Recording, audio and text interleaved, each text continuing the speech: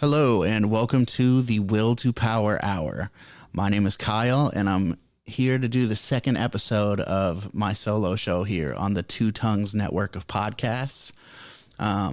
Today, I was planning on doing an episode about the will to power, which is a philosophical theory or idea proposed by a person who's been referenced frequently on the show. We'll just put it that way. You probably know, you might not. We'll leave it as a surprise for whenever I do get that episode put together. Today, I kind of thought I was just going to try to, scroll through the news on, the news tab on the Reddit app and just kind of see what's popping up, see what is being recommended to me, what's being recommended to the people of Reddit. I'm not sure how that's going to go. We'll see. I'm going to try to do a little Tim Pool type of a thing, except I'm not wearing a beanie and there's no video. So even if I was wearing a beanie, you wouldn't be able to see it. But I do like wearing beanies. I don't really know the relevance of any of this, but maybe next time I do this, I will wear a beanie. First story. So I'm just scrolling through the Reddit thing here. And the first thing that came up is it's actually 3 days old. Which I don't know why I'm getting stuff I was going to go over today's stuff, but should I skip forward? No, I'm just going to read this one. I'm not even going to read the entire article on this one. I'm just going to read the title of the Reddit post. It says, "I'm so confused. People baffled as Kevin McCarthy reads Green Eggs and Ham in protest at pulling of Seuss books. Democrats are passing COVID relief and Republicans are reading Dr. Seuss," says one reply. Oh, so, we've kind of talked in our podcast before about how the media is pushing a narrative. It has a narrative that you are supposed to believe, and it's their job to make that believable, to push that as far as it will go. And in this, I just see, why are we talking about Dr. Seuss? I mean, Dr. Seuss said a lot of controversial things. If you go back, pretty much everyone back then said controversial things. So why was Dr. Seuss okay, a few days ago, and now he's canceled? Now we can't print his books anymore. But just why are we even talking about this? That, first of all, that's the first thing that comes to my mind. Why are we talking about Dr. Seuss books? Why is Kevin McCarthy the minority leader of the House, or whatever he is? He's some kind of position like that. Why is he? Don't you have better things to be talking about? And then they pass it off as Democrats are passing COVID relief and Republicans are reading Dr. Seuss. And I'm okay with them making the Republicans look stupid, because the Republicans are stupid. They don't know how to win at all. And that is one of my biggest criticisms of them running Donald Trump out of their party. Donald Trump, say what you want about him, but he knew how to stay in people's, in people's consciousness. He stuck out, whereas a lot of these Republicans definitely, they do not stick out at all. Again, not defending the Republicans here, but them pushing this idea that the Democrats are passing COVID relief as if that's good. They're saying, the Republicans are playing stupid games while the Democrats pass a huge spending bill when we're in debt. The deficit is crazy. I just don't understand how any of this is good. But you're going to get your $1,400 check, and we're going to bail out California, and that, it's going to be great. So that is, just that little snippet of that story. It's just not good news so far. We're not off to a good start. Okay. So here, this is a little bit better. From CBSNews.com, judge permanently dismisses charges against Kenneth Walker, boyfriend of Breonna Taylor. This is actually, there are conservative people who are going to think that this is not good because this guy did pick up his gun and fire it at the police. So that's going to be controversial for some people. But, this guy, I guess he was a drug dealer. And that's what they were busting him for. They did this no-knock raid. They say that they did that they knocked. They say they didn't have to. They had permission to do a no-knock raid. But they knocked anyways. And he didn't answer, and he started shooting. And, Breonna Taylor ended up dead. He didn't. Just kind of a tragic situation for people who are selling a product to people who want to buy it. Think what you want about that product. You could think it's the most evil substance in the world, but nobody's forcing you to take it. People who want to buy it are buying it from this person.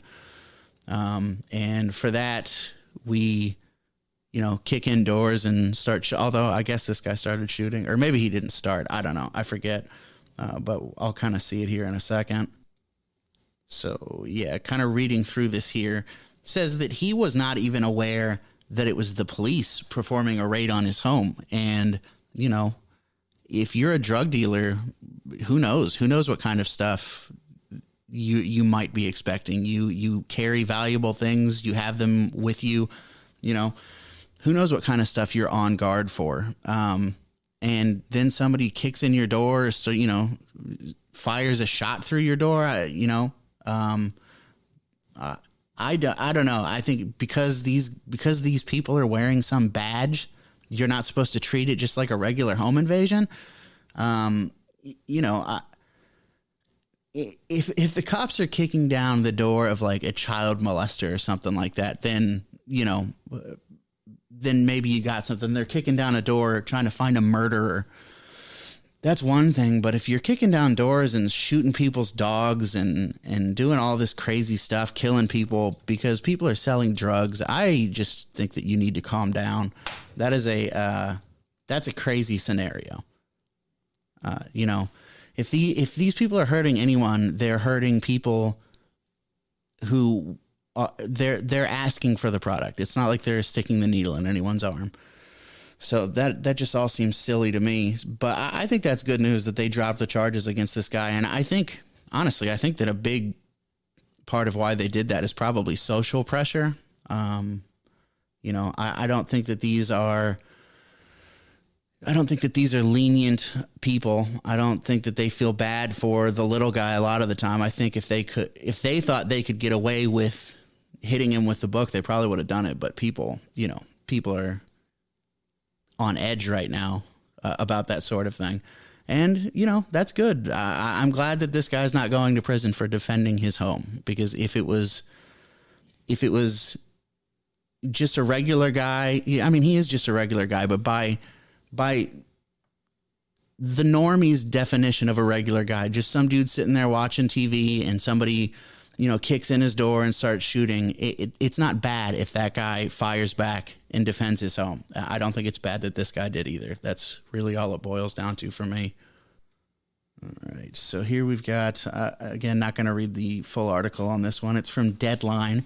Judas and the Black Messiah inspires congressman to reintroduce bill to strip J. Edgar Hoover's name from FBI building. I don't know what any of that means. Judas and the Black Messiah inspires congressman. Maybe Judas and the Black Messiah is a book or something. But J. Edgar Hoover's name caught my eye. And they for whatever reason they can strip his name off of whatever they want. J. Edgar Hoover, you think about the invasion of privacy with the NSA and things like that. And J. Edgar Hoover is like a forebearer, the forefather of that kind of thing. He was spying on everyone, blackmailing people. He was an early, well, I mean, I don't know if relatively early in terms of America, I guess, kind of early, just a really dirty player, J. Edgar Hoover. And I kind of think that there are a lot of people in the United States who would make good leaders. on some level who are afraid to stand up and take that challenge on because of things like what J. Edgar Hoover was doing, this blackmail that who knows what kind of information they have on you. I think that there's something to that. I think that we could maybe have people who had better ideas, because a lot of times these people who are really smart, these brilliant people, they're kind of wild, you know. They're not working on the same plane as everyone. So they, you know, they just stand out a little bit for good reasons and for maybe crazy reasons. But yeah, so whatever, strip J. Edgar Hoover's name off of whatever you want. That is not one of these guys who, you know, they get these people, the mob gets their panties in a bunch and they want to tear down statues and pull people's name off of things. But fuck J. Edgar Hoover. I can't even talk. I can't even say his name. Fuck that guy. So pull his name off of whatever you like. That is fine with me. On to the next story. All right. So this story here is from Unilad. You know, so not the most reliable source in the world, but you know, this is not the craziest story either. I mean, it is a crazy story. So world's first supersonic unmanned combat drone reaches speeds of over 1,500 miles per hour. Says the drone is much bigger than the ones you'll have seen floating around your parks, blah, blah, blah. Created by Kelly Aerospace, the supersonic drone is made up of carbon fiber and is completely unmanned. It can exceed the speed of sound, hitting an astonishing Mach 2.1. Named the Arrow, the company has already received more than 100 pre-orders of the combat aerial vehicle, despite it being priced between $9 million and $16 million. So that is something that I was looking for in here, is how much this thing cost. You know, that's actually not, I mean, $9 million to $16 million. That is not as bad as I thought it was going to be, honestly. Which is kind of indicative of the problem. You know, I hear that we're getting this sweet jet, this sweet drone jet that looks like a spaceship. And I'm assuming it's going to be $1 billion, you know, we're going to spend $1 billion on this thing, because that's the kind of stuff that our military does. That's you know, I heard somebody say recently that I think it's like the F-16 or one of those jets. It requires a new set of tires every time it lands. And how much do you think a set of tires for an F-16 or an F-18 or whatever costs? I'm willing to bet that they're not cheap. You know, can they refurbish those tires, or is that just trash? Every time we take the tires off, dump them into the landfill, dump them right into the ocean there on the aircraft carrier. I don't know if they do that. They probably do. But okay, so that's crazy. Not only is the drone extremely fast, it's built for multiple combat or reconnaissance roles. Okay, all right. I mean, really, I don't even need to read any more of this. $9 million to $16 million for a tool to drop more bombs on people on the other side of the world, where, you know, it's out of sight, out of mind. But that kind of stuff is the kind of stuff that they're not reporting on. You know, we wonder what is going on in this country with what, you know, the collection of how much money they're taking from us in taxes. And you're like, what are they doing with all of it? And then not even just the money they're taking in taxes, but the money they're printing, things like that. You know, money that we're going to have to pay back eventually. You know, what are they doing with all that money? Well, this is the kind of stuff they're doing with it. They're buying sweet ass drone jets. They're putting new tires on F-18s every time. There is a lot of fat that could be cut. And that is something that I think conservatives and Democrats, conservatives and liberals, Republicans, Democrats, I think that they should all be able to agree on that. And I don't understand, you know, what is keeping people, why does that keep going? What makes it possible for that to be constantly perpetuated when nothing else gets done? You know, we've got this, and it's not like it's a super complicated operation too. We're shipping things all around the world, you know, bombs, people, food for the people, supplies. We're building bases all over the place. This is complicated stuff. And this stuff all manages to go off without a hitch. But, the stuff that people imagine the government is supposed to be doing, that stuff is all garbage. It's they can't figure any of that stuff out. They can't take care of the vets. They can't, it's just astonishing the slack that people will give them, and want to give them more power too. Like, yeah, you're failing so miserably, but please do more, please. Oh well, it's all very frustrating. But on to this next story here. Biden, and I'm not reading this one either. Just looking, we've talked about that narrative thing, and this is, the narrative they're pushing is they want you to feel good about Biden. They want you to feel like things are back to normal. Biden has portraits of Clinton and Bush back on display in the White House after Trump removed them. So, just Trump's a big meanie. Biden is, celebrating these two war criminals by putting, one serial sexual abuser and both war criminals. Yeah, he's got their picture back up in the White House, and you should feel really, really good about that, because that's just a return to normalcy, the return to American normalcy, where we celebrate war criminals. So, I don't even know what to say about the pushing of Joe Biden. I'm still baffled by it. I remember when he came out and said that he was going to run, and he played that video talking about Charlottesville. He was talking about Charlottesville, something that was from years before, and one person died, and yes, that's a tragedy, but just the pushing of Joe Biden is still baffling to me years later. Don't get it. All right. Hey, more good news. I might read this one. Let's see here. It's from The Hill, which I like The Hill. They're definitely, they lean to the left a little bit, but I feel like you do get some fair reporting from them. So the title of this article is House Democrats Introducing Bill to Limit Transfer of Military-Grade Gear to Police. And I like the sound of that just off the sound of the title. It sounds good to me. Dozens of House lawmakers are reintroducing a bill Tuesday to limit the Pentagon program that sends military-grade equipment to local police departments.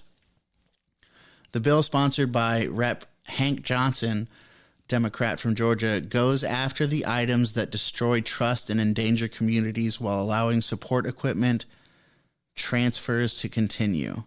A summary shared with The Hill said. So what does that mean? It says that it's going to limit the items that destroy trust and endanger communities while allowing support equipment. And what is support equipment? That is something I'm going to have to look into here.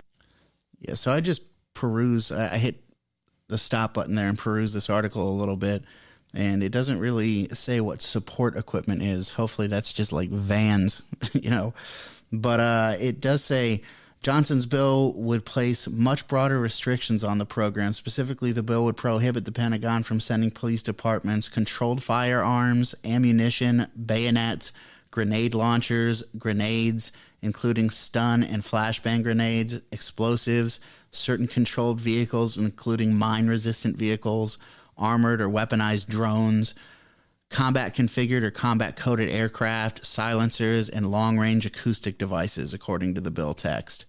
And, that's all good stuff. This trend towards the militarization of police, I think, is very concerning. And I think it's happening so obviously right before people's eyes that it is very concerning to me.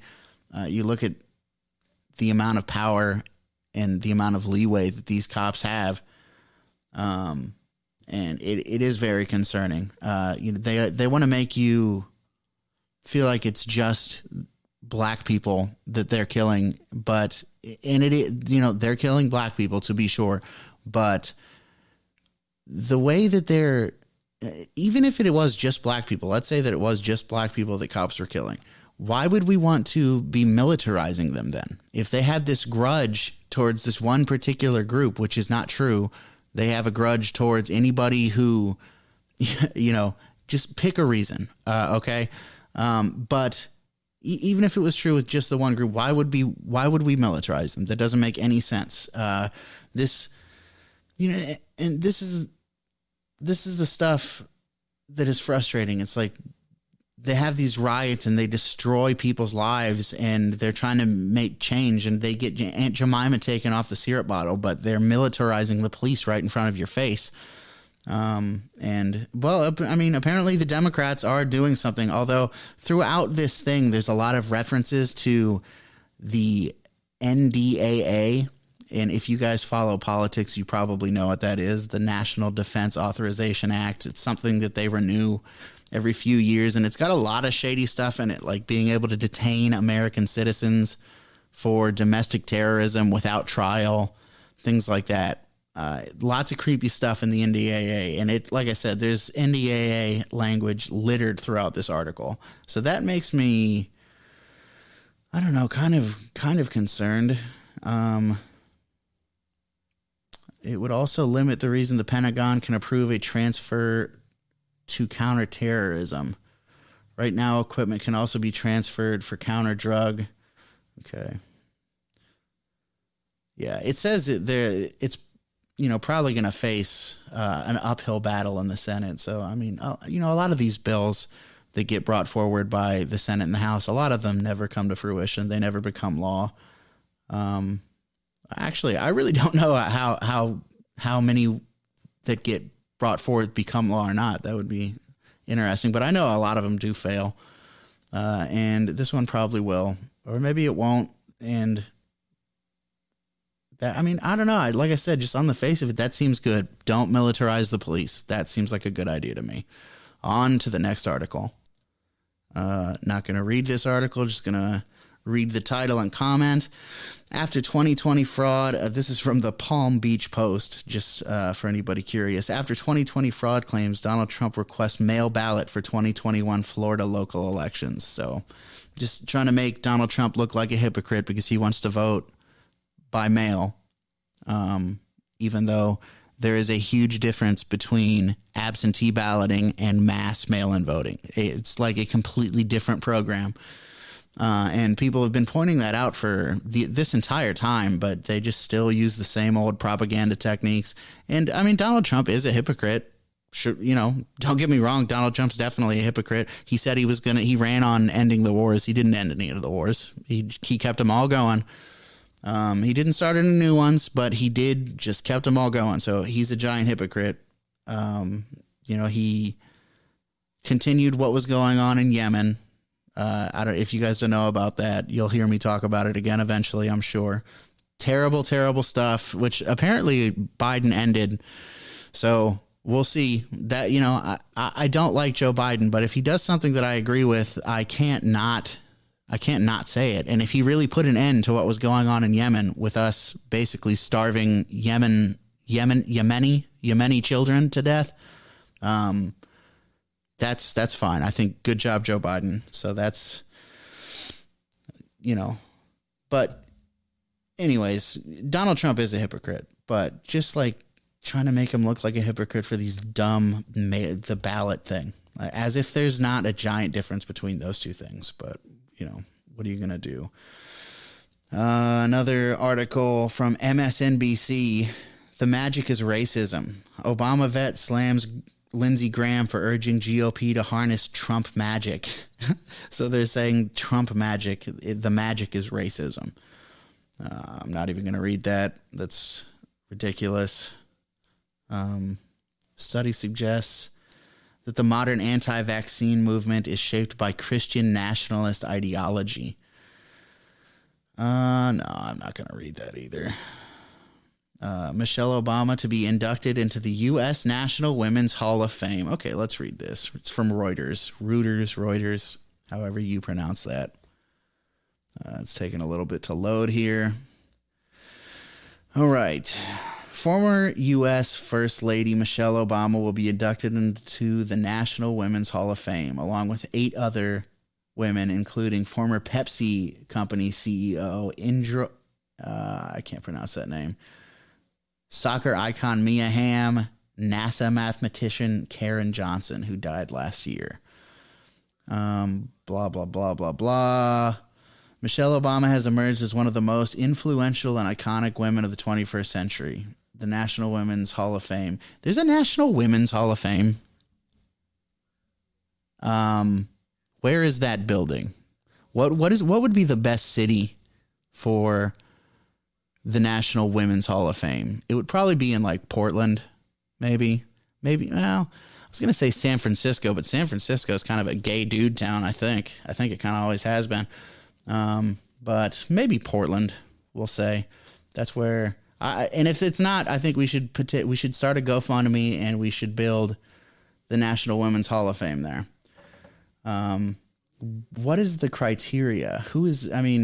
I wonder who some great women are who are not in the Women's Hall of Fame for political reasons. That would be interesting. I'm going to do some, maybe we'll do a National Women's Hall of Fame episode. Doesn't that sound riveting? Let's see here. No, that's about it. Nothing really deep in that article.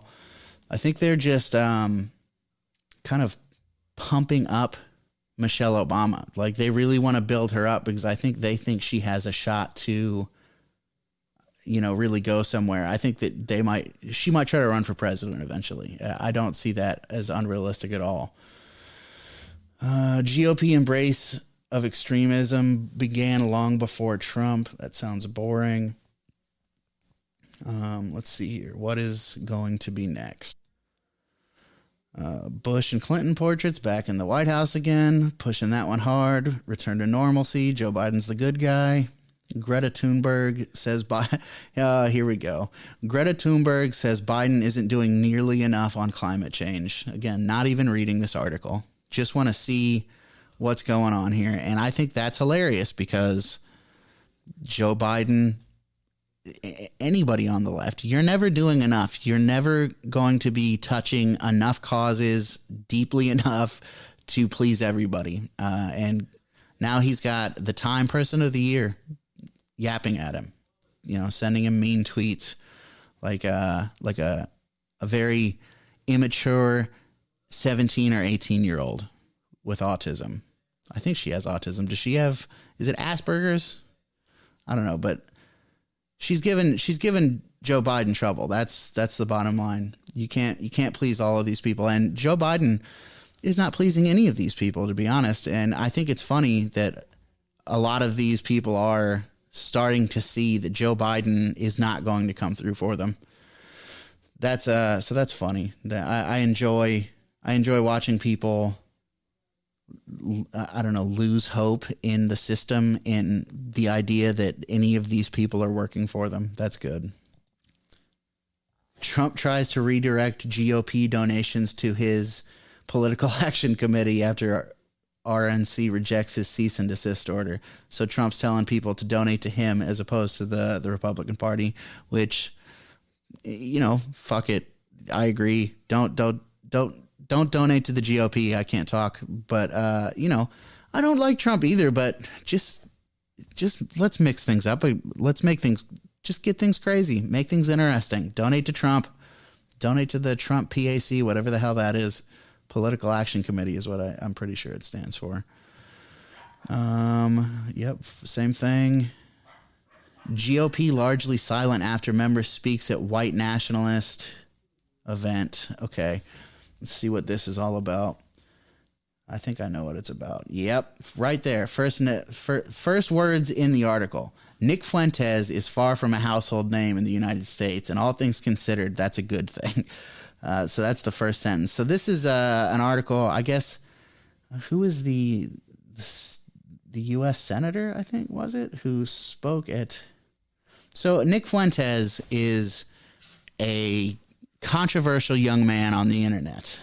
He says things, in some of these episodes, we've talked about how this the kind of anti-white attitude that's going on in the United States, it's going to breed people who are angry about that and want to fight back against that.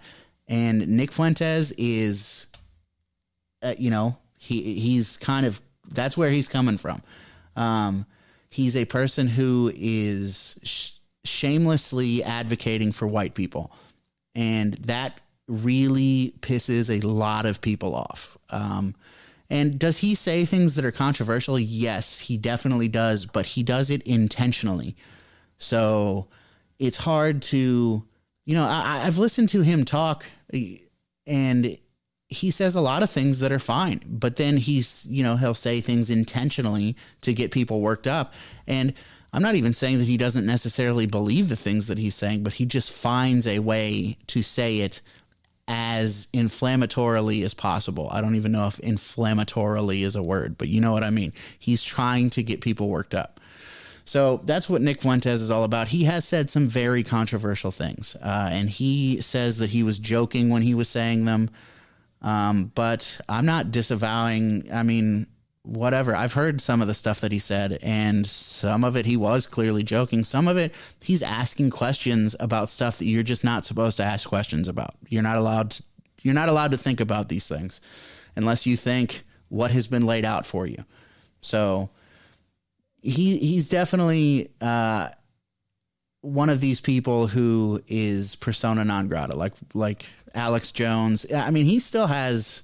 He's allowed to be on the, I think he's on Twitter, which is, I shouldn't even bring attention to that. Not that this podcast is bringing huge amounts of attention to anything, but he is still on Twitter. So he's not like as banned as some people, but this guy, is a congressman, a representative from Arizona, Paul Gosar, went to the America First Political Action Conference. That's Nick Fuentes' event that he does. This is the second year they've done it. He went there and he gave a 20-minute speech or something like that. And now he's getting shit for that. Soon after, why are no Republicans condemning Representative Paul Gosar for cozying up to white nationalists, she added. Gosar is palling around with white nationalists, and the response of his fellow Republicans is silence. This is, I don't know if I already said it, but this is MSNBC, so they're obviously not going to be in any way charitable about any of this. So, in fairness, it's worth emphasizing that one member of the GOP leadership, House Republican, so Liz Cheney, imagine that. Liz Cheney did give him shit. Who would have thunk it? It's about as likely that Liz Cheney would give him shit for that as it is that Nancy Pelosi would give him shit for that. So let's see. What else is in this article here? So Liz Cheney just said, I think the organization that Gosar spoke to is one that has expressed views that are clearly racist. The old standby. Racist, racist, racist. And, Nick Fuentes definitely, like I said, wants to push your buttons. He understands that by pushing people's buttons, that's going to increase views. That's going to make people want to tune in. So he definitely does that. And he also thinks things that the progressive, the cathedral, these progressive people, the cathedral and the progressive followers of that ideology, they are going to think that the things that Nick Fuentes thinks are mean and racist. But that doesn't mean that they are. That's really all I can say. A lot of the stuff that people point out as racist is, just really, really stupid. And some of the stuff that people point out as racist, it's, maybe it's an inconvenient question. Maybe it's a hard thing to call out, or a hard thing to explain, but just putting the kibosh on it and saying you're not allowed to talk about it, that doesn't make it better. That makes people more curious about it. It's like, why are we not allowed to talk about this? So I think that, long term, they're kind of shooting themselves in the foot when they do this kind of stuff with people like Nick Fuentes. They cause people to want to look into the things that he's talking about. It's like, oh, what did he say? Well, let me go look into that. Oh, he said this. Well, let me look into, what the situation is. And if what they look into is not as plain black and white as the progressive movement wants people to think it is, then you lose. You're not setting yourself up to win with that sort of thing. So that's, I don't know. I guess that's about all I have to say on that. Next story. Andrew Yang leads the pack in new poll about New York City mayoral candidates. Not going to read that article, but that's interesting. I mean, I don't really like Andrew Yang. He says a lot of stuff that I think is not going to work. But I mean, as far as politicians go, he's one of the more interesting ones. Even if I don't agree with him, he's at least thinking new things and trying to do things different ways. And him being the mayor of New York City, I think, is interesting. Bill de Blasio sucks. And Andrew Yang's a smart guy. I think, even if he's not doing it the way that I think it should be done, maybe he could do good things for New York City. New York City is you're never going to get, I don't know how Rudy Giuliani was the mayor. I don't think that's ever going to happen again, where you have a Republican, like a law and order Republican, come in there and win the election. I think it's all going to be Bill de Blasio's from now on. And I guess that's created by the environment that New York City was. Back then it was, Rudy cleaned it up. Say what you want about him. He really cleaned up New York from what I understand. So they needed that. So they voted Rudy in. But now it just doesn't seem like I'm trying to think, like, could Trump go and be the mayor of New York? Maybe he might be able to, but probably not. I don't think that's going to happen. So that's all I'm going to say about that story. I think that's interesting. And fuck Bill de Blasio. So Biden takes first step towards undoing Betsy DeVos Title IX rules. More Paul Gosar stuff. So another thing I just saw, where is it? One of the things that I wanted to talk about was Donald Trump. Supreme Court rejects. Here it is. Here's the article right here. It's from The Hill. Again, so they lean to the left, but they're out of all of these types of things, they're one of my favorites. Okay, so the title is Supreme Court rejects final Trump bid to nullify 2020 election results. The Supreme Court on Monday decided a bid by former President Trump to nullify his electoral loss in Wisconsin, rejecting the former president's final pending appeal over the results of the 2020 election. In an unsigned order without noted dissent, the justices, it just jumped around on me. The justices declined to take up Trump's lawsuit alleging Wisconsin election officials violated the Constitution by expanding absentee voting amid the global coronavirus pandemic. The justices moved to end blah, blah, blah, blah, blah. All these these ads are loading and it's just throwing my place off. It's very annoying. Okay. So basically, Trump filed all these lawsuits in an attempt to, turn over the election, I guess, is the best way to say it. And this is the last one. And basically, it says here, where was it? I'm sorry. Like I said, it was all jumping around on me here. The Supreme Court on Monday denied a bid by former President Trump to nullify. Basically, they didn't even look at the evidence. Okay. And that's from what I understand, has been happening all the way up. They'll present this case and the court basically refuses to hear it. And this has happened all the way up through the Supreme Court now. So there has been no honest, and this is kind of what Rand Paul was touching on with George Stephanopoulos in that interview that we covered on the podcast a couple weeks back. They're not addressing the actual complaints that are being made. they're saying there was no fraud. Well, how do you know? You haven't looked into any of it. So I don't know. I think that this is, I would like to see something come to fruition. I don't know if after this is all over, if Trump and his team will be able to like dump the evidence and let people look through it themselves. I don't know if that violates some kind of law, if the type of stuff that they are distributing is confidential. I don't know if it's like sensitive of nature.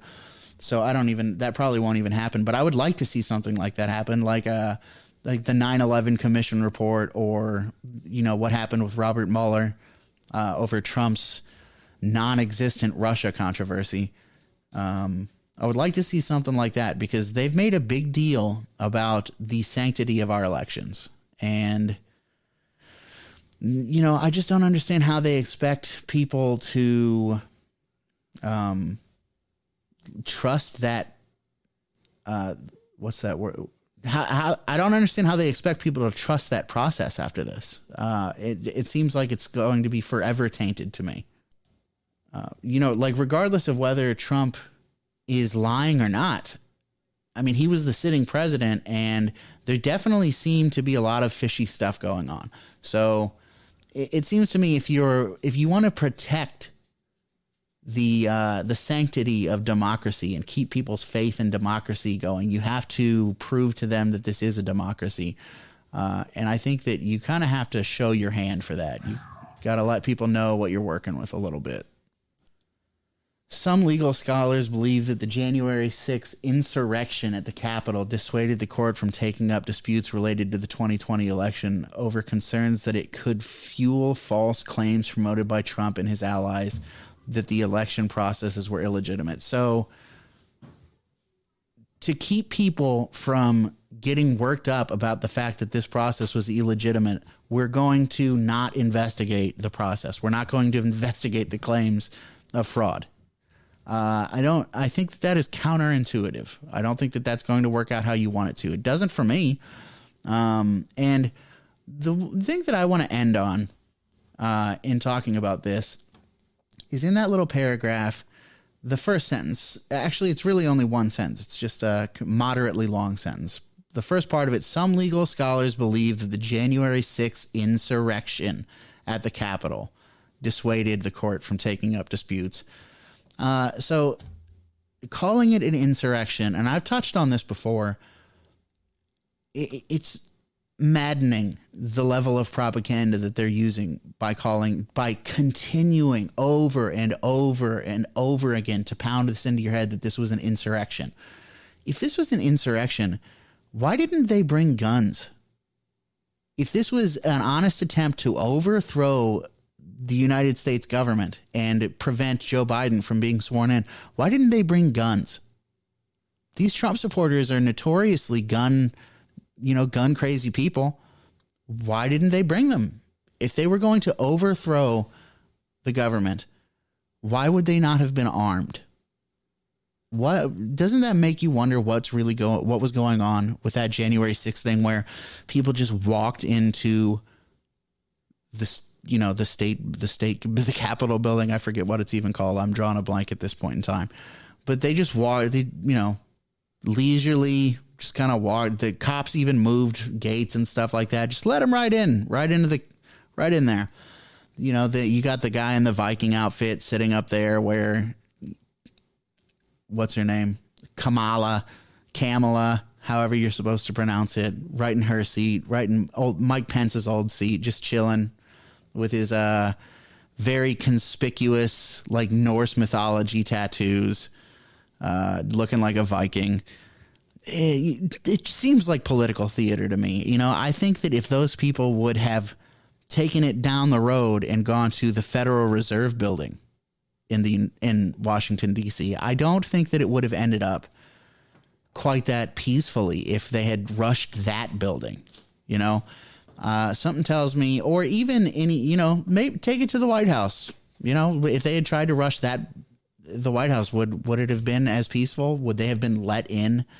I don't know. That all seems fishy to me. Like I said, it seemed like political theater. It seemed like, we've got this, the old narrative. Like I said, we're going through the news here, looking at what's going on, and it's all kind of pushing you towards what they want you to think. Biden's a good guy. He's putting the paintings of the other good presidents before Trump.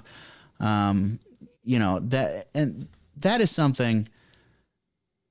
We had the episode the other day with Sam, and that was a lot of fun. I had a lot of fun recording that episode. One of the things that we didn't really have much time to hone in on, and I did say a little bit, but he said that he would take George Bush back over Trump, and that one really stuck out to me, because George W. Bush, Barack Obama, I mean, none of them are good, but to think that Trump is any worse than them, I just don't get it. And I need to know what that is based on. So that, we're definitely going to have Sam on again. So we'll talk about that kind of stuff. But pretty much all of these news outlets that I read, they're, the Hill is the fairest one out of all of them. So, did I read anything conservative? Was there anything in there? No, it was all, I didn't even do that on purpose. It's because it's Reddit. Yeah. It would be the same thing if I went on Twitter. I mean, I'm not going to read it. I'm not going to do another podcast reading Twitter articles here, but let me just scroll through my Twitter and see what the headlines are on this. It's taken forever because down here in Stu Hart's dungeon, we don't get the greatest signal. I've got one bar. Nigel Farage. Okay. So something criticizing Nigel Farage, who is I'm even buying into, he's a right-wing politician in Great Britain, in England, whatever you call it. Good riddance. I don't know what that means. I'm sure the thing about Nigel Farage is something criticizing him for being a racist or something like that. But all it says is Nigel Farage. I'm not clicking through. 2 officers danced at a Black Lives Matter rally, then they stormed the Capitol. Oh, okay. So nobody's good. These cops who danced with people at Black Lives Matter rallies, they then stormed the Capitol. So obviously they're racist. Derek Chauvin's trial. So they're talking about Derek Chauvin and his trial for killing of George Floyd, getting people all primed for that. So who knows how the fuck that's going to go. Should have known it was a scam. Doesn't say. Buttercup, how a high school successfully reopened 2 months ago. Is it a model? So coronavirus stuff. It seems maybe a little less political. Some stuff about Oprah and her interview with Meghan and Harry. This stuff is kind of geared towards me now that I'm looking at it. They don't do a very good job because none of that was really interesting to me. Piers Morgan is leaving. Good Morning Britain. So I don't know. Maybe I'm going to have to explore this a little bit more. But yeah, Reddit's was just all liberal stuff. And that my account on Reddit is a little bit newer. So maybe I'm just not, the algorithm hasn't figured me out yet. But that could be what it is. But either way, I don't know how I feel about doing episodes like this. I just kind of wanted to see how it would go. I do like being a little bit more prepared, but it's a lot of work. I've got a full-time job, and I don't know how Chris he's got everything he's got going on. He still manages to get down here. So I might try to find some other ways to do some content like this. But I would like to get back to doing stuff that is a little bit more prepared. So we'll see how that goes. Either way, I really appreciate you guys listening. If you guys ever want to talk to me, you can find me on, so on Instagram, we have the Two Tongues Pod, at Two Tongues Pod. That's where you'll find the podcast page. We have my personal page on there is at Angry Viking King. It's all one word, no spaces, no dashes, nothing. Angry Viking King. It's a stupid name, I know. but it's an internet handle, so it's kind of, I feel like it's kind of supposed to be stupid. And that's pretty much what I am on everything. So find me on Instagram and find me on Twitter, because that's basically all I'm active on. If you ever, want to talk about something I said on the show, push back, agree, whatever. And I feel like a lot of people who listen to this are people who can just text me and tell me, but in case you're not, if you're the guy in Germany who listened, then, and if the guy who listened in Germany wasn't just using a VPN or something like that, then feel free to shoot me a tweet and we will, maybe I'll read it on the show. I don't know if that excites you or not, but that could happen. All that being said, hasta la vista. Maybe next week I'll have a theme song.